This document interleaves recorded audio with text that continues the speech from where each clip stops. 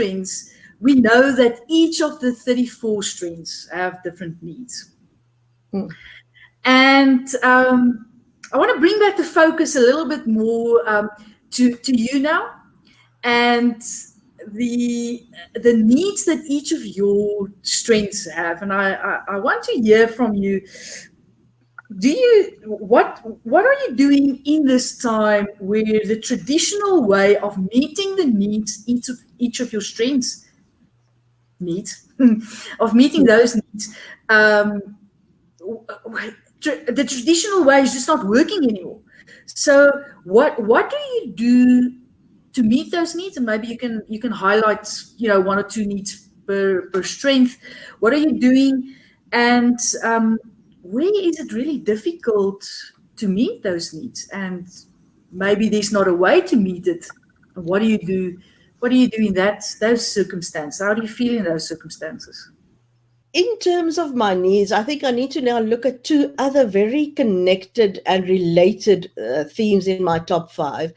And they are learner and input. Two sides in a way of a same coin, or two different coins in some cases.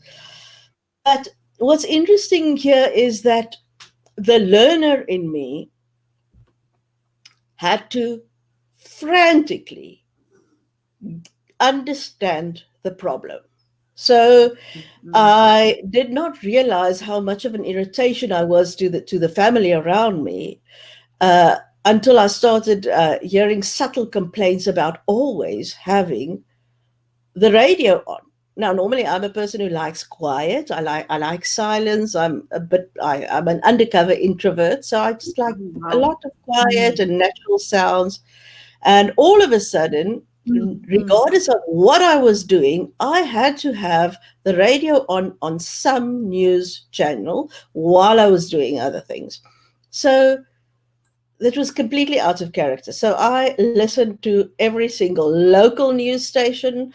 I listened to Al Jazeera, and I listened to BBC, and I listened to CNN, and I had to get the global view of what was happening. And that was all part of learning. And then when I did finally settle down at the end of my day, I would settle down, and I still do, with solid scientific journal articles, papers.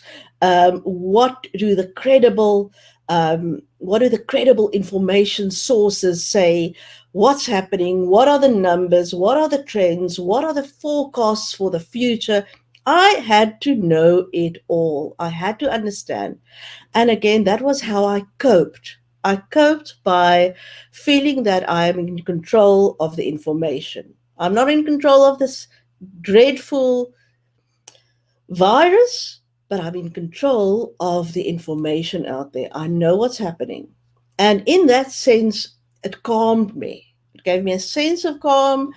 It gave me, then the input part came in. It gave me the important sources of information that I could collect and share with the people in my life who might be needing some information about a specific thing. It helped me to identify fake news. It helped me to identify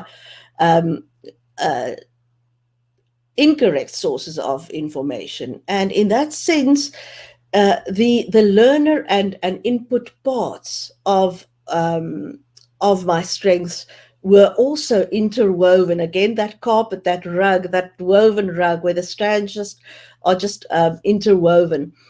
And in that sense, yes, it was empowering. It was personally empowering to have access to that kind of information. And that was out of, it was almost obsessive in the beginning. Now, I think we're at day 5 now. Now I'm kind of more relaxed. I feel what I need to now just kind of polish up every day on the latest happenings. But it took a good, pre-lockdown and then the first days of lockdown to just really dig in deep and understand what is happening out there.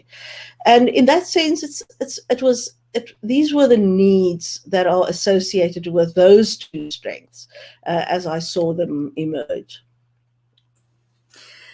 Nora, that's amazing, and it's an amazing way how that actually played, and how your top 5 is actually amplified during this time, because that's what I'm hearing. It's as if your strengths are just coming to the fore and helping you in cope in this unprecedented times.